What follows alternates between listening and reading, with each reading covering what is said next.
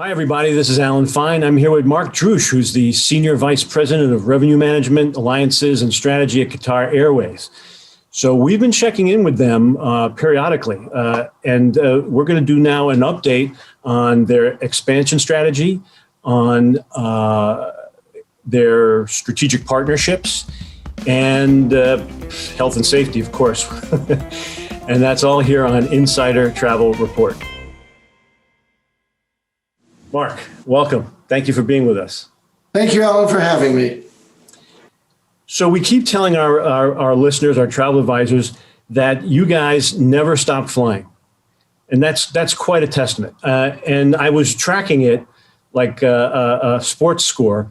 I mean, at one point, you were up to 160 destinations. And then at the worst point, you were still going to about 30 places. Where are you going to now? You're on the rise again. Yeah, we're at about 100 destinations right now between what we're currently flying and some recently announced destinations. So we're we're over halfway back to the size we were before. That's great. And you are growing the destinations in the United States. Yeah, actually, we're starting San Francisco on the 15th of December. We didn't fly there pre-COVID, and we just announced earlier this week that we're adding Seattle. So there are two new destinations in the States we're adding that we were not flying to before. In fact, that's 2 of 7. Since COVID, we've added Brisbane, Cebu, Abuja, Luanda, and Toronto. But so you're actually flying to more U.S. destinations now than before the pandemic? Yes, we are. Yes, we are. Because we went. I know. It's pretty amazing. And what's interesting, which I love telling people this, even our San Fran, not only is it new to us, it's the first new destination San Fran has had this year. And we're the only Middle Eastern airline flying to San Francisco. So there are a lot of, really cool things about our new service to San Francisco.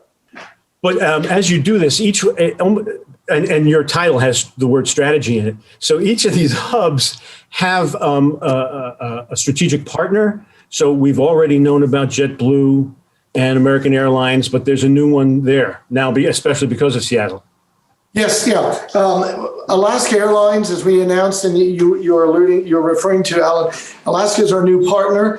We will begin frequent flyer, the first parts of reciprocity on December 15, full reciprocity beginning on March 15 when we start the flying, and then our code will be on the Alaska flight sometime in April after they get some of their technology changes in place. So yeah, Alaska's a new partner. As you know, they're also joining One World, which we are a part of, but the partnership with Alaska really is it's starting even sooner than Alaska's joining One World. Got it.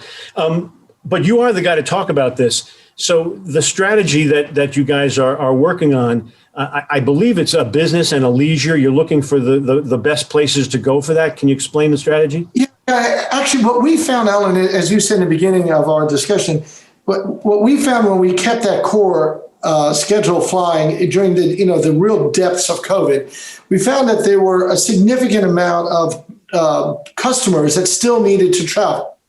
And what we found is aside from cargo, there's cargo always. Right, and I'll bring this cargo into it, a really good point. So we found that we had a couple of different pockets, we meaning the global travel environment, had a couple of different pockets that we were particularly well suited to address. One was VFR travel. A lot of people going back home or, in either direction, back to North America or from North America back to their homes. So there was a lot of VFR travel. There was a lot of essential travel, government officials going back and forth from outposts to their home countries.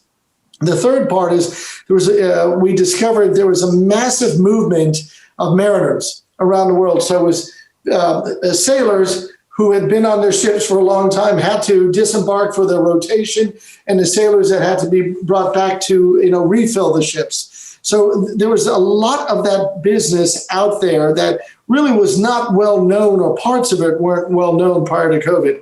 Add to that 2 more things. Number one, we did discover later in COVID, in the stage of COVID, the pandemic we're in right now, there's actually an interesting core of premium leisure demand out there. we are carrying more people today from North America to Maldives than we did pre-COVID. And it's really over the last 90 days. And I think you and I would probably agree that has a lot to do with COVID fatigue. People are finally fed up of being stuck inside, and they're looking for someplace that's relatively safe. So what's safer than being on an island that has very few people? But getting there, because this is a great segue to the Q Suite, because if you have that luxury segment, they want to travel safely and in style. So let's talk about that a little bit. Yeah, absolutely. So we'll talk about the Q Suite, and we can talk a little bit about the ships themselves. Yeah. The Q Suite, as you know, Alan, and it's a great opportunity to really talk about it. And I love to talk because I've only been in the company a year, so there's no pride of ownership. I didn't have anything to do with it, so I can speak as an outsider and as somebody who spent 20 years buying my own tickets. It is truly the best business class in the air, and it's not just because of the awards we've won. It is truly a separate suite, a full door that closes. You close that door, you are completely enclosed, your own space. The flight attendant doesn't even open the door until they knock on the door. Otherwise, you're completely separated from anybody else if you're traveling separately. If you're traveling like with your a colleague, a spouse, somebody, we also have the center seats, which can become a separate suite for two or even a suite for four. So there are all sorts of ways for traveling groups to stay equally separated from everybody else. I never asked this, but I'm going to assume we all know the way the air circulates in a plane. It's down. It's not. So I would assume they have their own air supply, quote unquote. Well, you've got the supply that comes from the overhead. And you've got, obviously, the two gaspers that come from the overhead. But as you know, Alan, on our aircraft, particularly the 350s, the air is recirculated every 4 minutes. Recirculated means the air that's in the cabin is expelled. No, it's expelled, and then a portion's expelled, a portion is recirculated, treated with the filters, and then brought back in. So you're always bringing in fresh air plus filtered air. Right. So that we always think of that in terms of the whole plane. So I'm now thinking of this hotel room in the sky with its own air supply. That's kind of intriguing. Exactly. And my wife is pointing this out to me. I think it's very interesting. She said that we circulate the air in the cabin at twice the rate that you do in an operating room in a U.S. hospital. Mm-hmm. So, but now these planes, let's talk about that, because not only are they a cost saving, not only do they save you cost, but they protect the environment. So let's talk about the sustainability. Yeah, that's a brilliant question. The backbone of our long haul fleet right now is the A350. We're the largest operator of that aircraft type. We have over 50 already. And that airplane produces almost half of the CO2 emissions that a 350, the carbon monoxide emissions that a 380 does. So you're flying not only in a much more comfortable environment, but if you are environmentally conscious, you're flying in a much more responsible aircraft than a big airplane like a 380. So you're really ticking a lot of great boxes there. Your internal environment is very safe, and you're not contributing to the damage in the external environment the way the older aircraft do. Absolutely. So we have always admired, you're right out there first on the health and safety frontier. And we've reported on it in July and in September, I guess. What are the latest? You keep learning, you keep changing your protocols, you keep getting better at it. What have you learned in the last, say, 2 months? Anything new come up? Yeah, I think it's three things we've learned. And number one is the more you layer with the latest proven technology, the safer it is for your customers. That's number one. Number two, it's so important that the customer also be fully engaged in those layers of security. So that means things like where you need to take a PCR test, you have your PCR test. When you get to our airport, Hamad International, you've got to wear your mask, you've got to wear your protective gear. So the customer's got an equally important contribution to this. And the third part is really to try to make everything as contactless as possible. We've gone through the airport and done as much as possible to remove the need to touch any surfaces or or interact with any humans in physical interaction with any humans, close physical action. And even where there are surfaces, we have a program within Hamad where every 15 minutes, somebody's coming by and disinfecting the area. So those three things really make me feel very good. I just flew home in about 3 weeks ago. And I have to tell you, although it is a little strange seeing everybody wearing, their mask and their protective gear, there is no sense of, oh my gosh, I've got to worry about things. Every second seat is blocked off on the gate hold. So you can't even try to, shimmy in. You literally must be separated from everybody around you. It is very reassuring. I feel safer flying right now on our aircraft and our hub than I do, quite honestly, going to my son's basketball games. People are looking to travel. How are the bookings?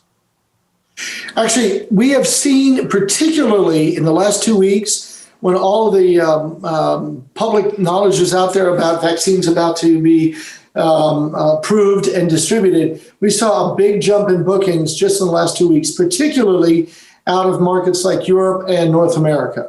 So we see that customers are responding to this sense that it's going to become safer with the advent of the vaccines and the beginning of those vaccines being inoculating populations. So these bookings are what, first quarter next year? Actually, no, Alan, great question. The booking curve has been very bizarre, if you will, during COVID. We get about 65, 70% of our bookings for the next 4 weeks, in the next 4 weeks. Now we've seen a little bit of a stretch, meaning we're starting to see people start to book for February and March, and even starting some regions book even farther out. We're actually starting to see life in the summer 2021 bookings. Okay, let me just repeat this back. If I understand correctly, you were seeing short-term bookings. It was like, I have to go, and so that was the motivation. Period. Right, and so now you're starting to see longer. A slight shift, and in particular to the peak travel periods, the historical peak travel period. So that midwinter break, February, March, midwinter break, Easter break, and then the beginning of summer. So again, this is merely speculation, but I think most people spent 9 months of not doing their normal spring travel, summer travel, or even in the case of Europe, their mid-fall break travel. I think now that people are starting to feel comfortable that the vaccines are getting out there, there will start to be some global level, a tipping point of vaccination out there that people are saying, okay, you know what, we can go in February, or we'll definitely be able to go by June. As your wife was saying that the air keeps filtering through and it's cleaner in the hospital, we should get all of our injections, get the vaccine on those nice, sterile, clean. It couldn't be cleaner. Or we can just, perform surgeries at 39,000 feet. Your choice. And birth babies. It's a whole luxury. It's a new luxury product. Yes, it is. Have your child at 30,000 feet. You're right. And try to figure out where they were born for their passport. So now, your booking policies were some of the most lenient I'd seen in the middle of the pandemic, and then they started to change. What are the policies now for changing tickets and things like that, destinations? Well, it's constantly evolving, but right now, we give everybody the opportunity to either be refunded to their original form of purchase, or if they want to take a voucher, they get also a bonus to be used in the future. We're giving everybody a lot of flexibility in terms of how far they can rebook. We're not charging rebooking fees. However, if you booked a low fare and the lower fares are no longer available, you do have to pay the change in fares. It's only fair. It's only fair that you pay the change in fares. Exactly. So we go out to almost 100,000 travel advisors. It was over 100,000, but we clean our list, not like some people. And so what is it in summary that you'd like them to know? 3 things. Travel is safe now. All the research that's been done both by the industry groups as well as independent universities, travel is extraordinarily safe.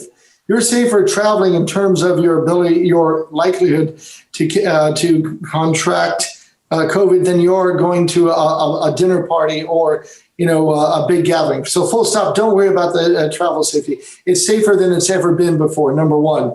Number two, the good news is that a lot of the places that are finally reopening that at one point were really may have been overcrowded, the crowds are not back yet. So if you're looking for a leisure vacation, now is a really great time to go someplace that you've wanted to go for a while, and you don't have to worry that it's going to be as crowded as it once was. So get out ahead of everybody else. That's number two. And number three, and I've been having a lot of meetings this last week with our partners at American. It's a relatively new partnership, and we signed that in February. There's nothing like meeting with your partners in person. This screen is great. It's okay for us, but if we're really going to build a business, you got to be face to face. You need to sit down with the colleagues. That's how you work out things. That's how you ping pong ideas and generate new ideas, new solutions. It's really important. Humans evolved because we are social creatures. We learn from each other. We key off of each other. It's time to go back and really start that human interaction if you want to be successful in business. And I'm a big believer, like we were at the forefront of staying in the market and really catering our customers. Those who get out first to talk to their partners and their customers, they will create an advantage for themselves versus those who continue to think that doing it on Zoom or WebEx or whatever is good enough. Well, I look forward to us getting together. I would love to, Alan. It'd be great. Okay, to wrap up, let's remind the travel advisors about the two new hubs. Great. Yeah, thank you, Alan. We're starting service to San Francisco on December 15th, and we're starting Seattle on March 15th, both with A350s, and as we discussed earlier, with the Q Suite. So it's a great opportunity to take advantage of the Q Suite, not only to Doha, but to any of those leisure destinations we just discussed or any of the business travel you have. Well, I'm not sure. I know that you guys fly some long hauls where the Q Suite would come in handy, but I'm not sure how many Americans are allowed there yet.